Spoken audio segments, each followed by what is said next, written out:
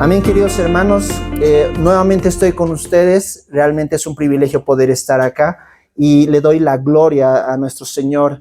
Y simplemente para comentarles, he estado reflexionando mucho en el tema que quería compartir con ustedes y me ha parecido muy importante poder hablar acerca de este tema que les voy a compartir, porque es un tema que nos concierne a todos nosotros, porque tiene que ver mucho con nuestra vivencia en el Espíritu, con nuestra vivencia como creyentes, hijos de Dios. Nosotros somos llamados a libertad y justamente tenemos que entender bien este concepto, el concepto de libertad. ¿Qué es lo que significa para el creyente la libertad? Y quisiera comenzar hablándoles un poquito acerca de lo que me pasaba de pequeño, por ejemplo, a mí. Cuando era niño, mi papá y yo era de los muchachos que cuando salíamos a la calle quería que me lo compren algo, ¿no? Quería y molestaba a mis papás. Por favor, quiero que me compres. Y mi papá, ya, a ver, tranquilo, me decía, tranquilo. ¿Qué es lo que quieres? Y era la pregunta clave, ¿no? Y mi respuesta inmediata, y porque era niño, era lo que sea, papá. Cómpramelo, pero quiero que me compres algo. No importa. Lo que sea, mi papá, pero ¿cómo es eso de lo que sea? Y siempre lo comentaba, ¿no? Cuando estaba todavía con nosotros, siempre lo comentaba, de que muchas veces no sabía yo qué cosa quería, pero quería algo, ¿no? Y puede pasar algo similar con Dios. De hecho, ha pasado con el rey Salomón. Dios le dice, ¿no? ¿Qué es lo que quieres? Y Salomón tiene una respuesta muy interesante. Él pide sabiduría. Pero muchas veces a nosotros también Dios nos pregunta, ¿qué es lo que quieres? Nos da esa libertad de poder decidir qué es lo que queremos. Y muchas veces nosotros podemos desperdiciar, ¿no? Esa oportunidad diciéndole, Señor, lo que sea. O simplemente podemos pedir cualquier cosa literalmente que no va a beneficiar a nuestra vida, ¿no? Tenemos muchas veces esos momentos de libertad de poder decidir, pero esencialmente el día de hoy queremos que reflexionemos sobre este tema, la libertad. La libertad es un concepto muy importante, como les decía, para el creyente.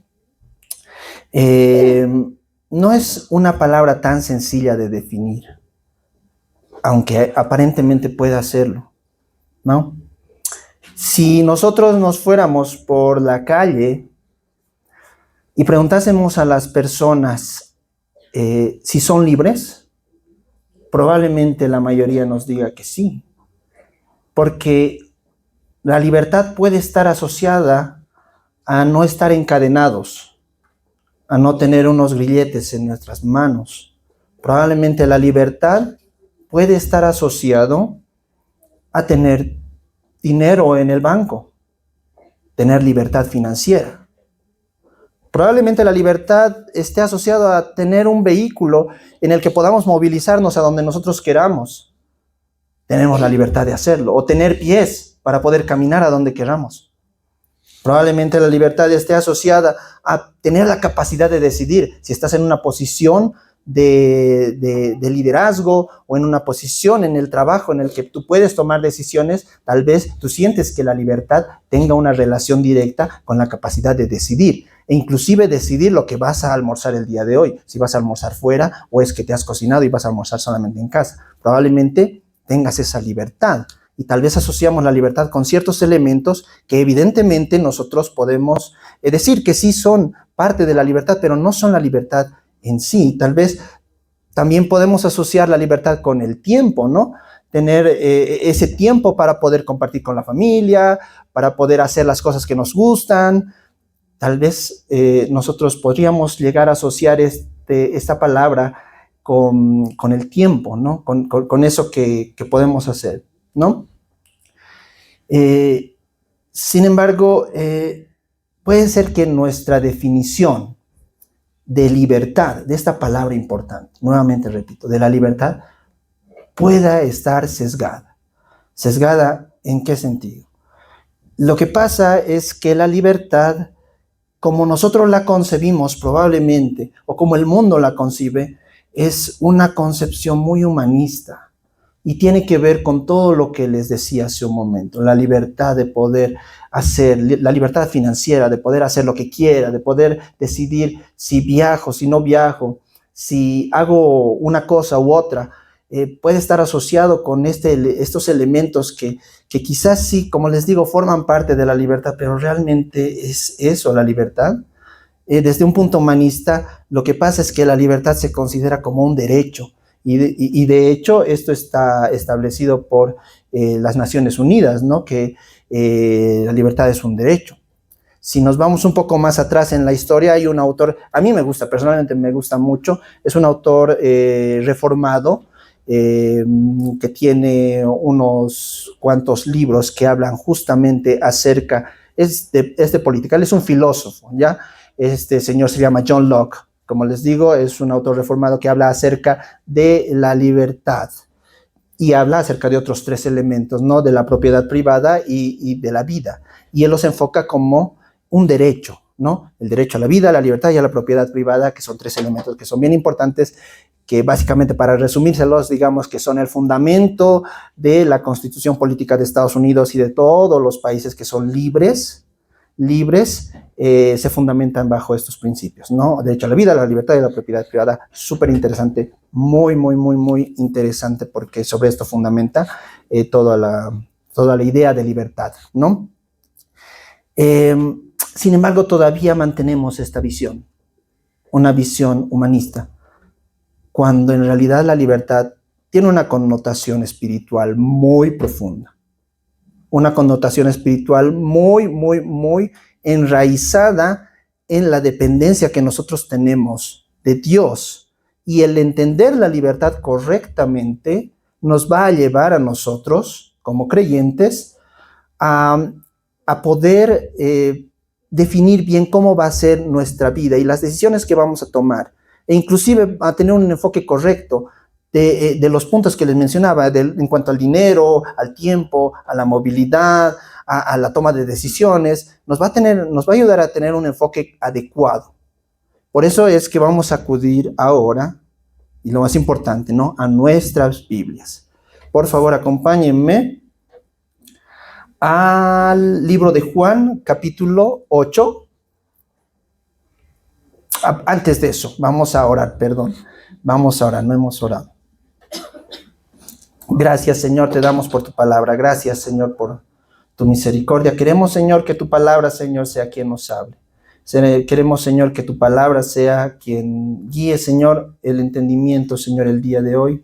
A lo largo de estos versos, Señor, queremos que tú, Señor, toques nuestro corazón y realmente comprender que tienes para nosotros en tu Espíritu. Señor, en el nombre de Jesús te lo pedimos. Gracias, Señor. Amén. Capítulo 8, versos 31 al 38 en el libro de Juan, dice lo siguiente. Dijo entonces Jesús a los judíos que habían creído en él: si vosotros permaneciereis en mi palabra, seréis verdaderamente mis discípulos, y conoceréis la verdad, y la verdad os hará libres. Les respondieron: linaje de Abraham somos, y jamás hemos sido esclavos de nadie. ¿Cómo dices tú, seréis libres? Jesús les respondió: de cierto os digo que todo aquel que hace pecado, esclavo es del pecado. Y el esclavo no queda en la casa para siempre. El Hijo sí queda para siempre. Así que, si el Hijo os libertare, seréis verdaderamente libres. Sé que sois descendientes de Abraham, pero procuráis matarme, porque mi palabra no halla cabida en vosotros. Yo hablo lo que he visto cerca del Padre, y vosotros hacéis lo que habéis visto cerca de vuestro Padre.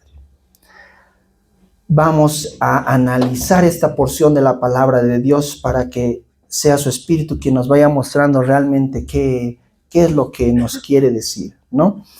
Entonces, vámonos a analizar esta porción, y para esto vamos a utilizar primero el análisis del contexto de la ubicación, dónde se sitúa este mensaje. Este mensaje ha sido compartido por Jesús en el templo de Jerusalén y este lugar era concurrido por muchos judíos. De hecho, Jerusalén era una metrópoli donde aglutinaba muchas culturas. Esencialmente los judíos eran los que asistían al templo. Y bueno, en este caso los judíos al encontrarse en el templo escuchaban, ¿no? Han escuchado este mensaje.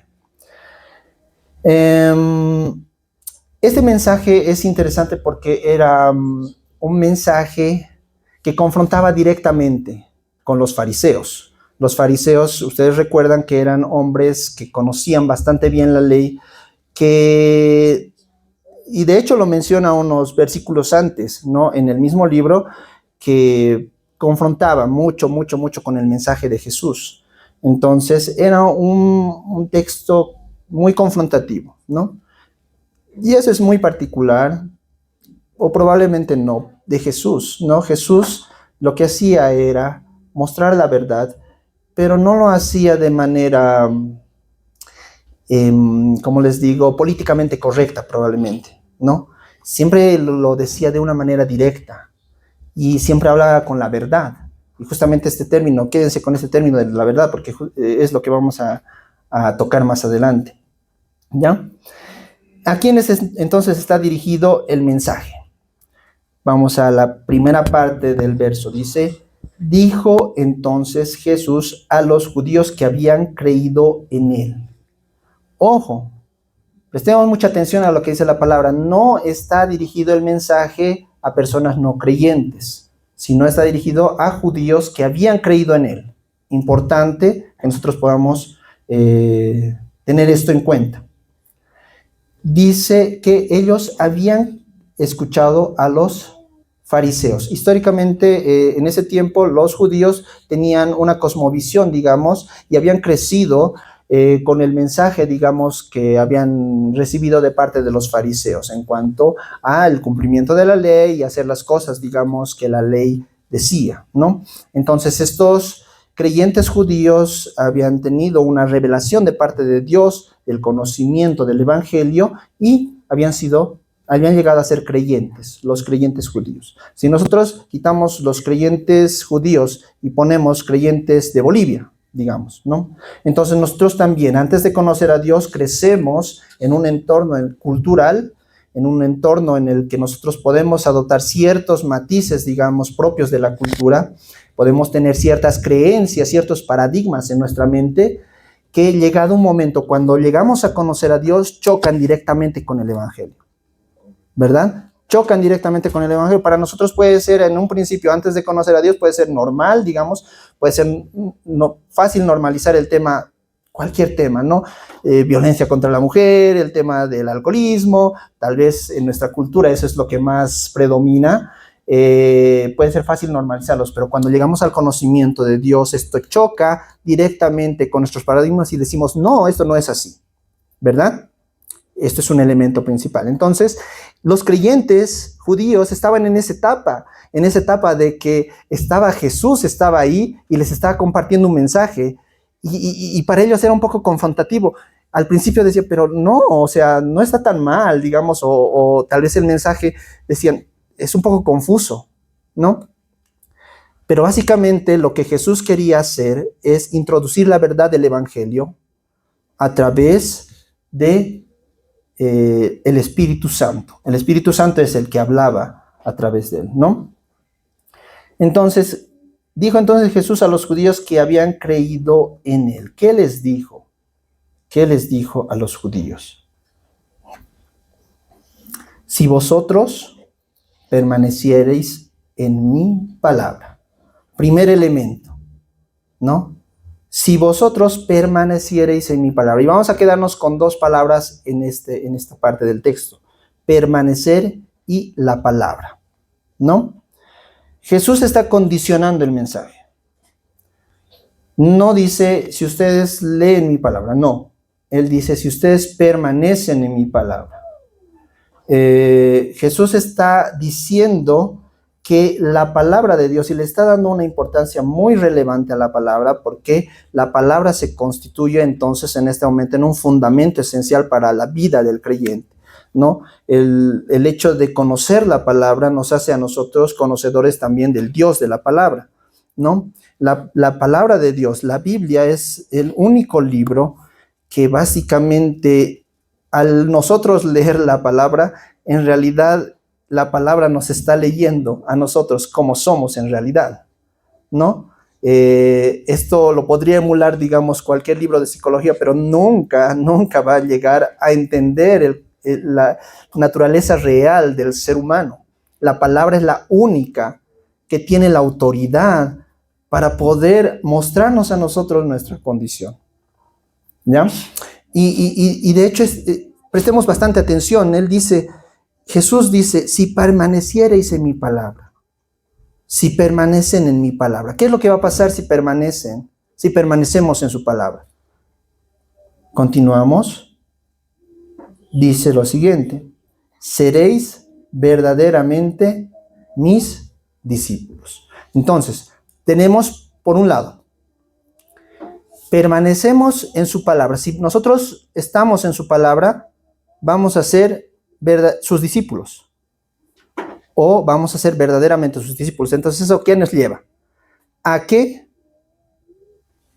puede haber discípulos que sientan que son sus discípulos, pero en realidad sean falsos discípulos. Porque ahí dice, seréis verdaderamente mis discípulos. No dice solamente seréis mis discípulos, ¿verdad? Si permaneciereis en mi palabra, seréis verdaderamente mis discípulos. Entonces, si hacemos un análisis lógico de este texto, si no permanecemos en su palabra, pues vamos a ser discípulos falsos, desconocidos.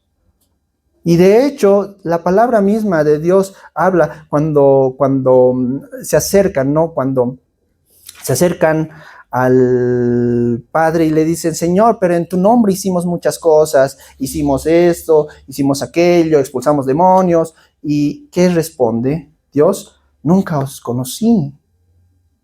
Lamentablemente no los conozco, apartados de mí. Dice la palabra, no es algo que nos estemos inventando, ¿no?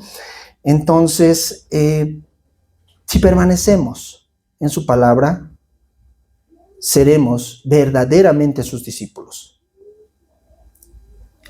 Viene el segundo elemento. Ustedes van identificando la secuencia lógica, ¿no? ¿Y qué va a pasar al ser discípulos? Primero es conocer la palabra. Segundo elemento es ser discípulo. Tercer elemento, conoceréis la verdad. Y conoceréis la verdad, dice. ¿Qué es la verdad? ¿No? Como tercer elemento, la verdad actualmente en una cultura, digamos, plagada por el yo, ¿no? En un mundo en el que la verdad es un elemento, digamos, que se diluye continuamente, tenemos que entender que como creyentes nosotros debemos ser firmes con la verdad, pero no con nuestra verdad, sino con la verdad de Dios, ¿no? Actualmente en el mundo nosotros podemos encontrar muchas interpretaciones de la verdad, y de hecho muchas personas van a tener una interpretación privada de la verdad creyendo, ¿no?, que lo que ellos piensan es la verdad objetiva. Pero la realidad es que la única verdad es aquella que está definida por el Dios mismo de la verdad. El fundamento de la verdad viene de Dios, ¿no? Y recuerden, por favor, que estamos haciendo referencia continua a que la base es Dios. Y conoceréis la verdad. Actualmente nosotros estamos viviendo en un mundo plagado de mentiras, ¿no? O medias verdades o falacias, ¿no? Y la verdad, como creyentes, nosotros como iglesia de Dios, nosotros tenemos que ser digamos, los promotores de la verdad de Dios. Como les digo, no los promotores de nuestra verdad, de lo que nosotros creemos que es lo correcto. Dios tiene definido qué es la verdad en su palabra. Por eso también Dios nos dice en el principio, digamos, del mensaje, si vosotros permanecierais en mi palabra. Un salmo dice, ¿no? Oh, cuán maravilloso y cuán deleitoso es tu palabra, es como miel a mis labios, ¿no? ¿Cuántas veces nosotros acudimos a la miel de la palabra de Dios para saber con certeza qué es lo que Dios quiere de nosotros? Es una pregunta retórica que podemos nosotros responderlos, ¿no? En la meditación, quizás, de nuestra habitación a solas, con nuestra esposa, delante de Dios, probablemente. Siguiente elemento. Si conociereis la verdad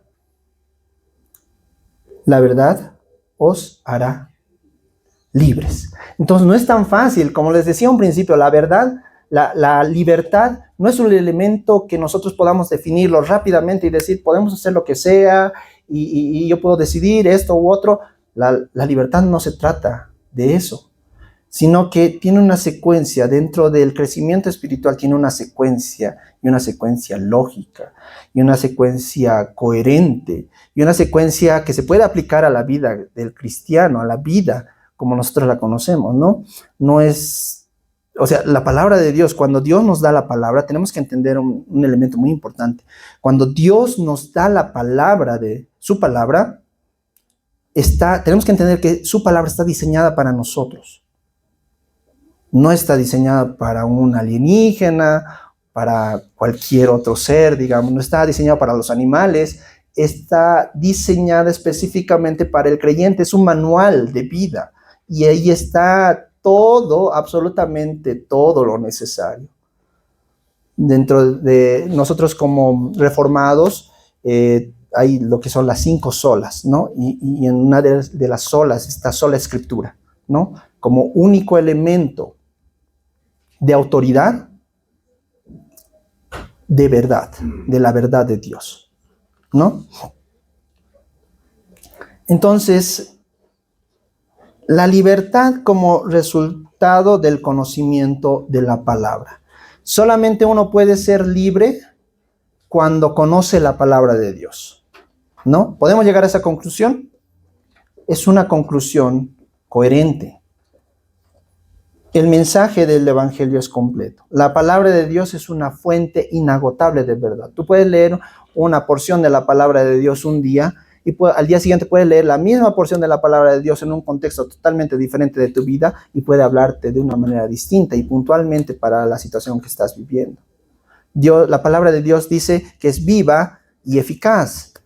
La palabra de Dios no está caduca, digamos, no es como que ya pasan muchos años y ya está desactualizada y hay que actualizarle, hay que darle una revisión y hay que mejorarla, hay que contextualizarla a los nuevos tiempos. No es así. La palabra de Dios es vigente hoy para cada creyente que esté motivado por el Espíritu Santo realmente a vivir una vida consagrada a Dios, ¿no? Y la verdad os hará libres, dice. La verdad, solamente la verdad va a dar libertad. Y ahora vamos a ver la siguiente parte. Ya hemos entendido un poquito qué es el mensaje de Jesús. Jesús está dando el mensaje, recuerden, a creyentes que son judíos. Creyentes que son judíos. ¿Cuál es la réplica? ¿Cuál es el contraargumento de los judíos creyentes? Dice, linaje de Abraham somos, le responden los creyentes judíos. ¿Era verdad esa parte? Sí, era correcto, estaba bien. Linaje de Abraham somos, ¿ya? Ellos mantenían una posición basada en su herencia judía. Todavía se aferraban a su estatus de pueblo escogido. Si lo extrapolamos, digamos, a nuestra situación, nosotros todavía podemos tener elementos o argumentos en contra del mensaje que hemos leído a un principio. Para entender el concepto de la libertad, podemos nosotros, gracias, más o menos como que acudir a nuestra herencia, ¿no? Probablemente como bolivianos tal vez, o como personas que tenemos ciertos valores dentro de una familia, y podemos acudir a ciertos elementos, digamos, que si bien son importantes porque reflejan, digamos, quiénes somos en cierta medida, realmente no tienen una base sólida, ¿no? Esto es lo que ocurría con los judíos. Linaje de Abraham somos. Y continúan ellos diciendo, y jamás hemos sido esclavos de nadie. Si bien ellos afirmaban que eran linaje de Abraham, y esto era verdad, cuando ellos dijeron, y jamás hemos sido esclavos de nadie, esto es una total mentira, ¿no? ¿Por qué es una mentira? Porque el pueblo de Dios, en ese momento, en el momento en el que Jesús estaba dando el mensaje, de hecho estaba siendo esclavizado por el pueblo romano, ¿no? Ellos estaban bajo un yugo de esclavitud y el pueblo romano estaba esclavizando a este pueblo. Entonces, cuando ellos dicen, jamás hemos sido esclavos de nadie, se estaban engañando a ellos mismos. La pregunta para nosotros es, ¿será que nosotros nos estamos engañando en cierta medida también cuando decimos, sí somos libres y podemos hacer lo que queramos? Tal vez nosotros decimos, no somos esclavos de nadie ni de nada. Probablemente, porque recuerden, ¿no? Esto está dirigido a creyentes judíos. Este mismo mensaje es para ti, para mí. Y cuando Dios me dice este mensaje, podría yo responder, pero yo no soy esclavo de nada. No soy esclavo. Probablemente esa sea nuestra respuesta. Y si nos ponemos a pensar, claro, no estamos con grilletes, podemos caminar y hacer muchas cosas, pero como les digo, la siguiente parte del mensaje es clave para entender la libertad. ¿Bien?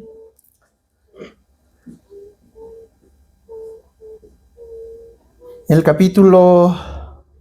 Bueno, la siguiente parte del mensaje dice, ¿cómo dices tú, seréis libres? Mantiene la réplica, ¿no? De parte de los judíos. ¿Cómo dices tú? Le dicen a Jesús, ¿cómo dices tú, seréis libres? Todavía no estaban entendiendo el mensaje, ¿no?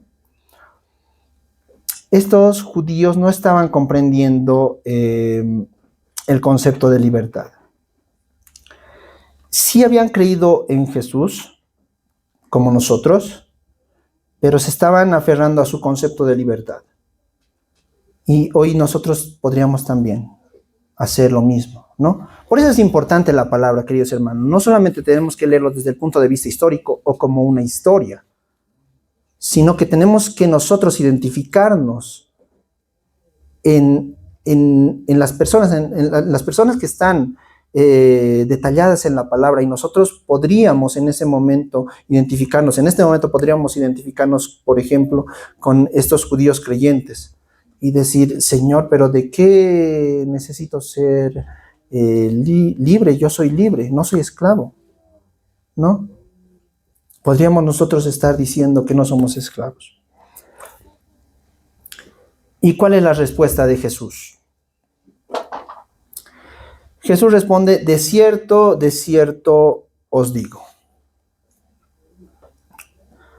Seguramente han escuchado esta parte, cuando se dice de cierto, básicamente lo que se está haciendo es resaltando lo que viene a continuación. Es como iniciar un signo de admiración, ¿no? Les está llamando la atención. Atentos, lo que viene a continuación es muy importante. Lo que voy a decir es muy importante. Bueno, en realidad todo lo que Jesús dice es importantísimo, ¿no? Pero especialmente esta parte que viene es muy importante porque está dirigido a ustedes, les está diciendo. Y si lo extrapolamos a nosotros, Dios nos está hablando. Dios nos está hablando. Y vamos a escuchar la palabra de Dios en lo que Dios dice en esta parte.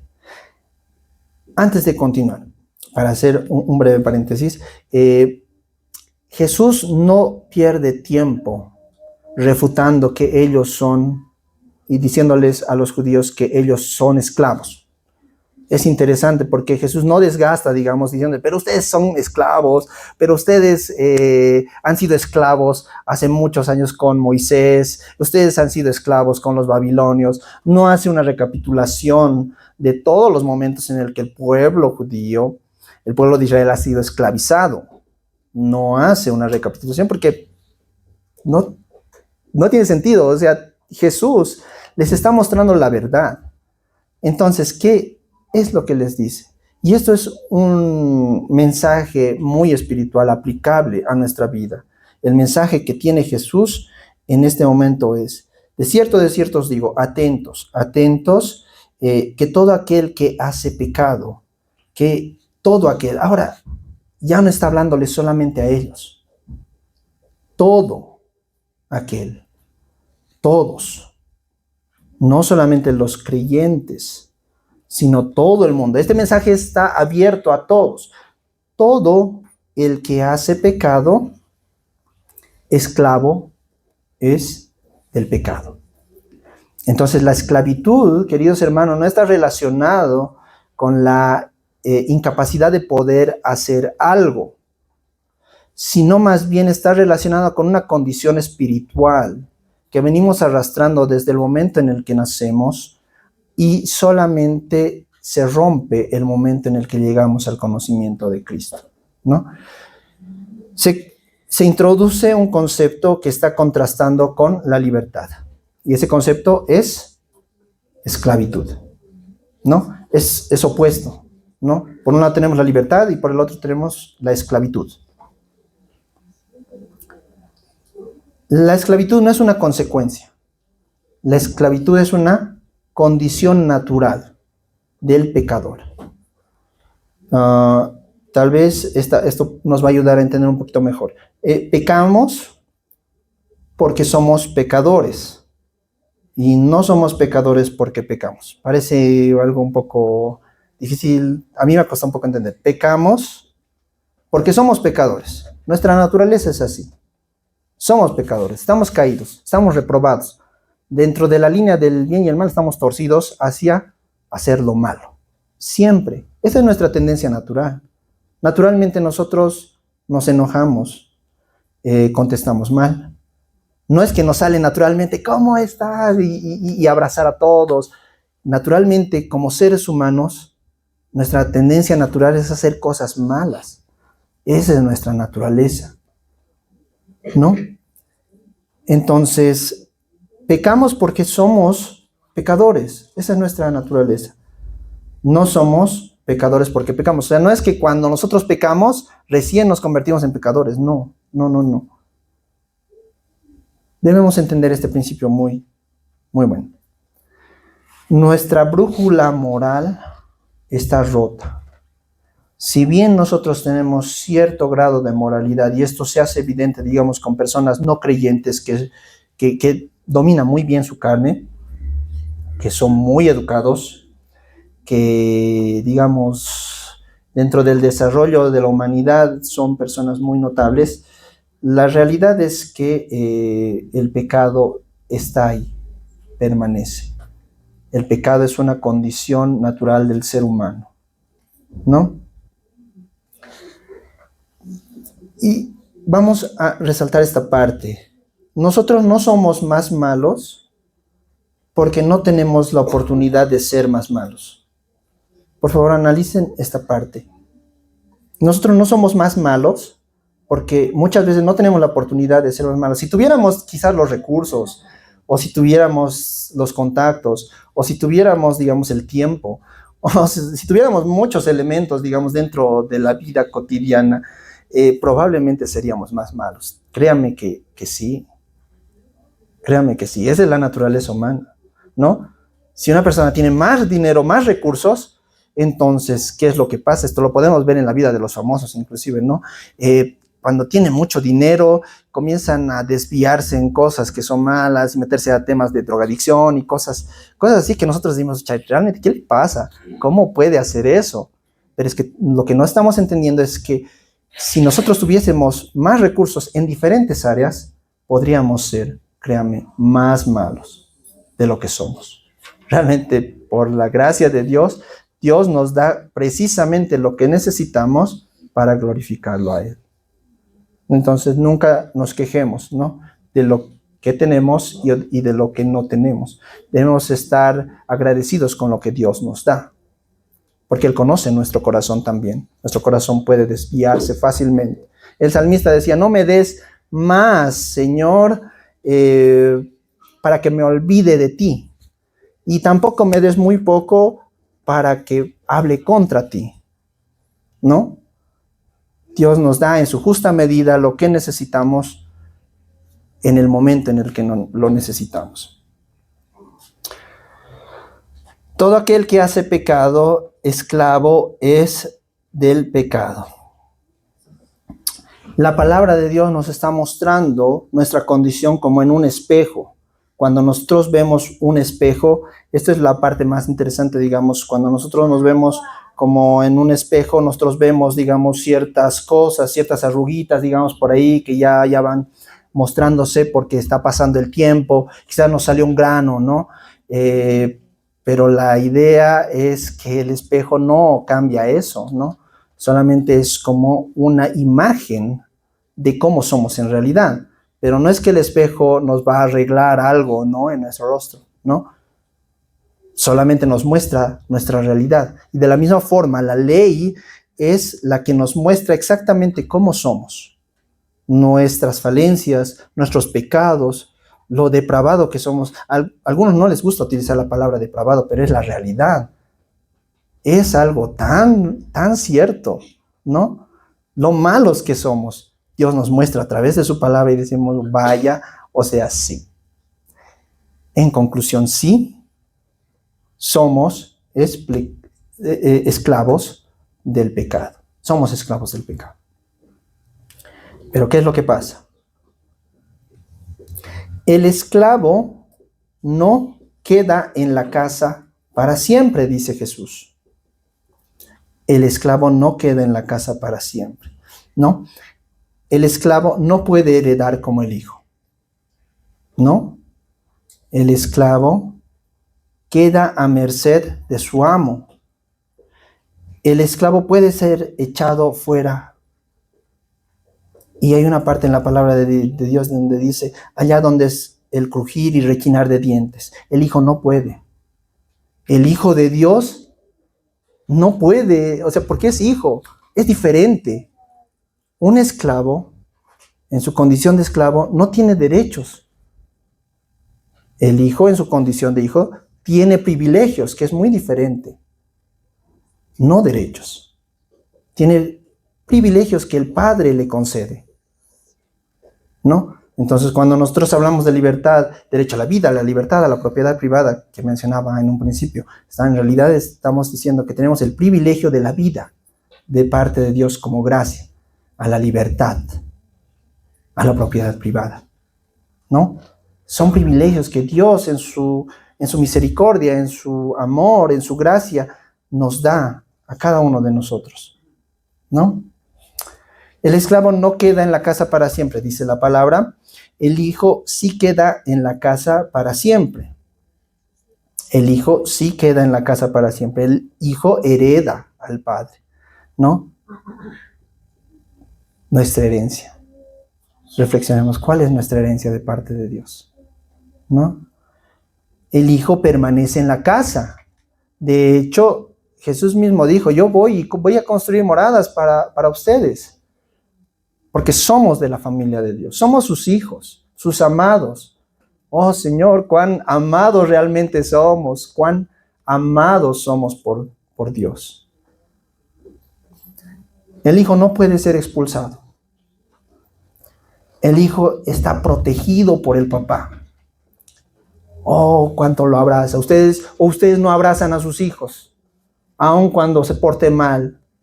Tal vez incluso cuando se porte mal los abrazan más fuerte, porque les están dando un mensaje con el abrazo. Les están diciendo, tú eres mi hijo.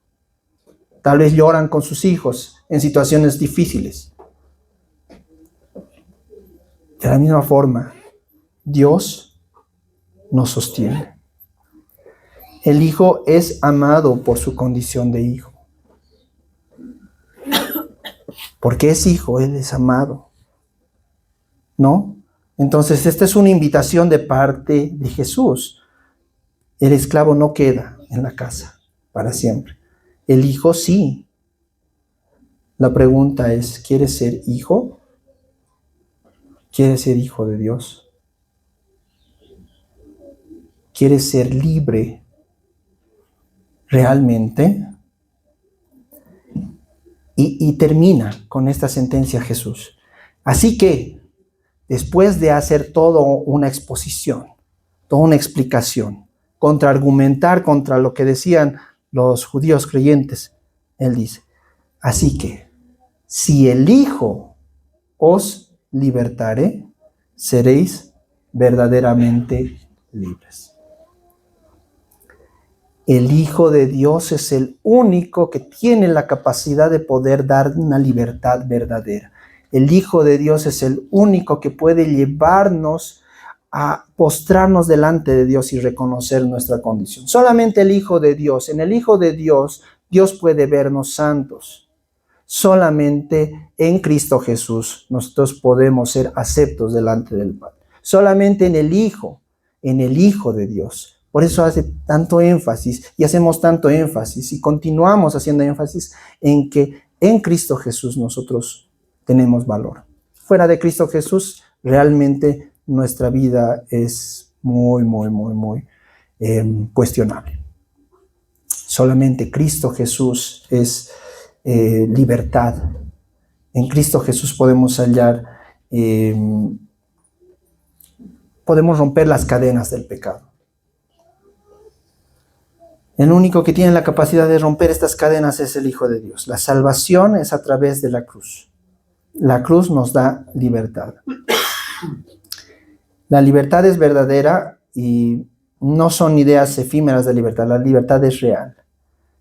Solo Cristo tiene el poder para liberarnos, ¿no?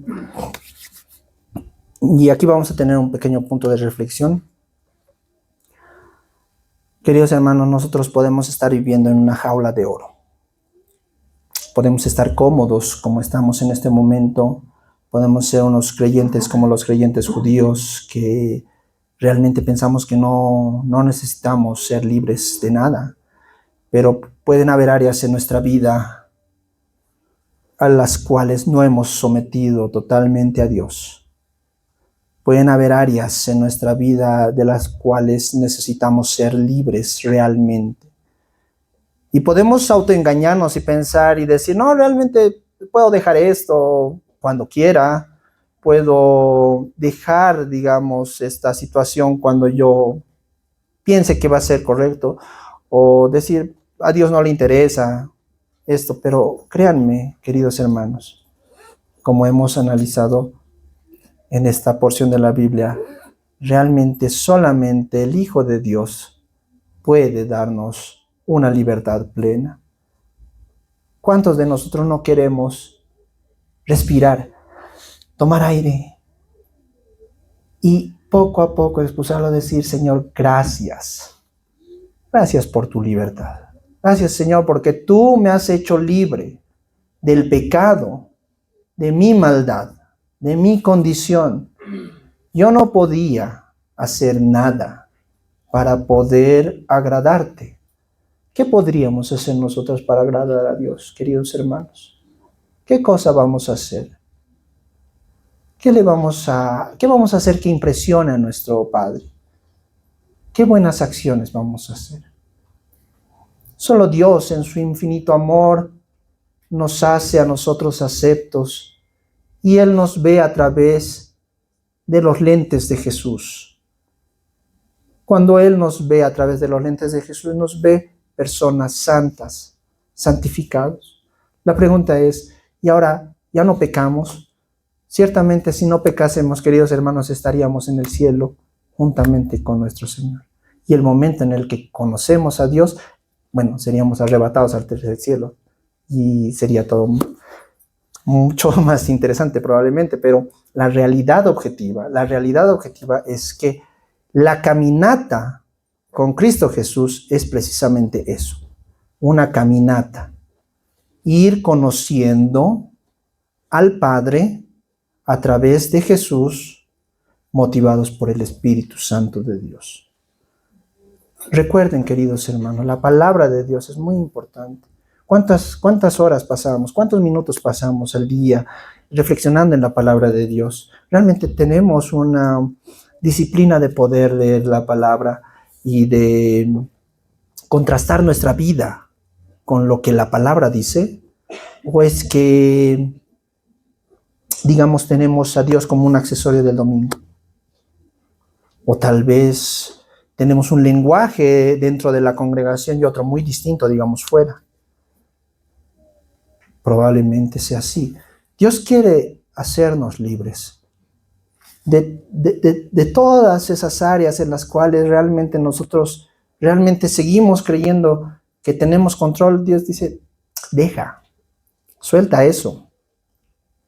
¿Por qué nos vamos a desgastar creyendo ser libres en un entorno en el que Dios no está presente? Si el Hijo os libertare, seréis verdaderamente libres. ¿Cuánto ha costado la libertad? Bueno, la libertad ha tenido un costo, ustedes lo conocen, tan grandioso. La sangre de nuestro amado Jesús ha sido derramada por cada uno de nosotros. ¿Cómo no vamos a rendirnos delante del Rey por tan maravillosa obra que ha hecho con cada uno de nosotros? Realmente en Cristo, y solo Cristo, tiene la capacidad de podernos dar libertad de la esclavitud del pecado, del yugo del pecado, del peso del pecado, de absolutamente todos los elementos que el pecado, en el que el pecado se ha introducido en nuestra vida. Dios nos da una vida nueva, un nuevo nacimiento. Solo en Cristo Jesús podemos ser plenamente libres. Solamente en Cristo Jesús somos libres de verdad. De verdad, queridos hermanos. Creo que este tema de la libertad es un tema importante porque nos confronta a vivir una vida que agrade a Dios, pero no en nuestras fuerzas, queridos hermanos. Realmente es muy cansador. Créanme que es muy cansador aparentar que las cosas están bien y esforzarnos por cumplir las cosas que tenemos que cumplir, que dice la palabra. Créame que el único que puede hacer esta obra en nosotros es Dios. Dios obra, créame que obra. La palabra de Dios dice, y tenemos que creerle, la palabra de Dios dice que solamente Dios, a través de su Espíritu, puede moldear la vida del creyente. De lo torcido que puede estar, puede arreglarlo. Solamente Dios puede hacer esta obra maravillosa. Es maravillosa porque realmente es un milagro. Cada vida que es transformada por el poder del Espíritu Santo de Dios es un milagro, créanme, porque, como les decía, es muy difícil ver a una persona que no conoce a Dios que se comporte como Dios manda. Y aún así, en lo que una persona pueda comportarse correctamente, realmente no tiene valor alguno si no es a través de los méritos de Cristo Jesús. Los méritos de Cristo nos hacen a nosotros aceptos delante del Padre. ¿Quién de nosotros no quisiera estar delante del Señor y poder abrazar a su Señor y decirle, Señor, te amo, tú has hecho todo por mí? Él ha hecho todo. ¿Qué papel nosotros jugamos como creyentes? ¿En qué hemos contribuido a la obra de salvación? Probablemente con nuestro pecado, probablemente siendo pecadores. El muerto no puede decir, pues, si Dios dijera, ¿quién quiere ser salvo? El muerto no responde, no levanta su mano, yo quiero, no, está muerto, no. Es Dios quien con su hálito nos da vida, vida nuevamente. Y ahí recién es Dios quien comienza una obra transformadora. Vamos a concluir en esta parte, queridos hermanos. Realmente le agradezco a Dios. Tenemos que agradecerle a Dios ese inmenso privilegio. Yo lo que quisiera es que podamos salir de este lugar. Lo que quisiera es que podamos salir de este lugar y nuevamente respirar y darle gracias. Señor, gracias, porque somos libres. Somos libres. No somos esclavos del pecado. Ya no. Antes, sí. Y lo peor es que no nos damos cuenta. Pero ahora somos libres. Libres. Señor, Señor, soy libre. Y lo más increíble es que en nuestra libertad podemos hacer lo que queramos. Entiéndase que lo que queramos va a ser aquello que Dios quiere. Dios habla a través de su palabra. Vamos a orar. Amado Jesús, te agradecemos, Señor, por tu libertad. Te agradecemos por tu amor. Te agradecemos porque realmente tú continuamente has estado con nosotros, Señor, y a pesar de que nosotros muchas veces te hemos negado con nuestras acciones, a pesar de que no te hemos rendido áreas en nuestra vida, Señor, a pesar de nuestra incredulidad, Señor, a pesar de nuestra maldad, a pesar de nuestra depravación, Señor, tú permaneces fiel con nosotros y continuamente vas restaurando nuestro corazón, Señor, en una caminata contigo, Señor. Como no quisiéramos, Señor, ser como aquella pareja que caminaba junto a Jesús, camino a Emaús. Señor, y que tú revelas tu palabra, Padre, y los corazones de ellos ardían, Señor, ardían de amor. Como no quisiéramos ser, Señor, aquellos hombres que cuando abrimos tu palabra, Señor, nuestro corazón arde y podemos derramar lágrimas, Señor, por tus promesas, por tus verdades, Señor, por tus principios de vida, porque tu palabra, Señor, nos confronta y nos lleva, Señor, a caminar como tú deseas. Santidad, Señor. Queremos ser santos para ti.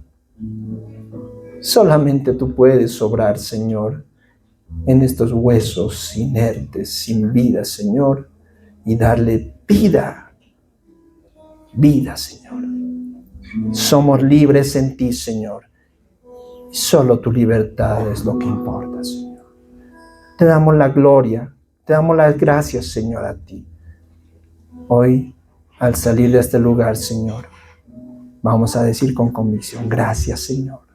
Gracias por tu libertad, Señor. Nos has hecho libres. Libres para poder glorificarte, Señor.